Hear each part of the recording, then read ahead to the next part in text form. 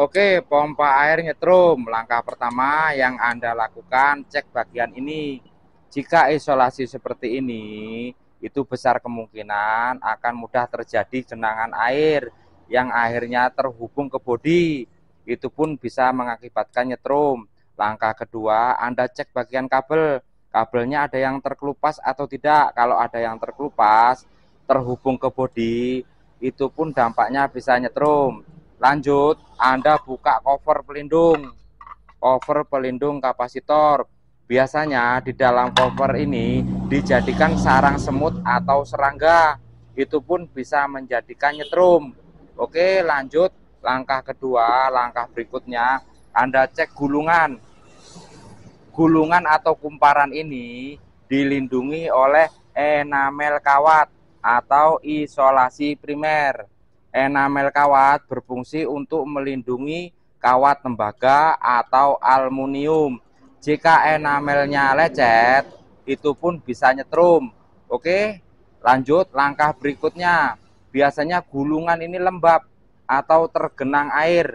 Itu pun bisa menyebabkan nyetrum. Oke, lanjut. Berikutnya biasanya faktor pemakaian yang terlalu lama.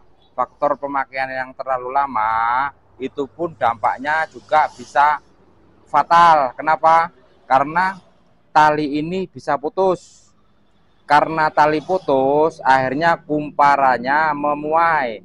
Karena kumparannya memuai atau berantakan, akhirnya terjadi gesekan.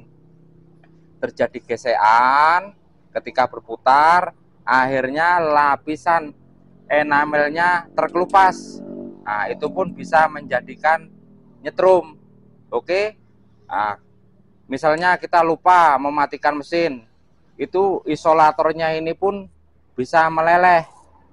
Nah, isolatornya meleleh, akhirnya dia nyetrum.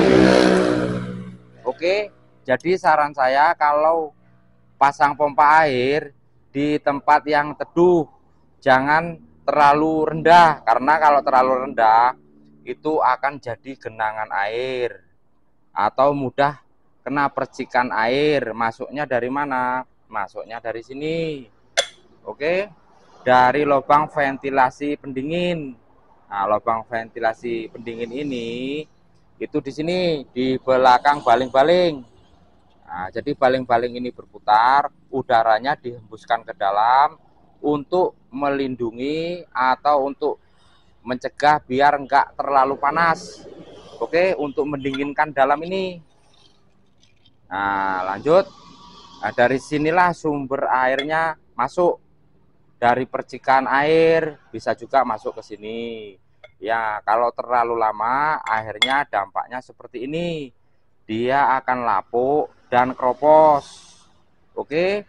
Jadi saran saya, kalau Anda penasaran terus ingin mengecek kenapa sih pompa air saya kok nyetrum, nah itu langkah saya, Anda cek bagian luarnya aja, bagian isolasi, bagian kapasitor. Untuk bagian gulungan atau kumparan itu saya sarankan Anda serahkan aja ke ahlinya. Oke, mudah-mudahan penjelasan singkat ini bisa menjawab pertanyaan rekan kita. Sekian, terima kasih.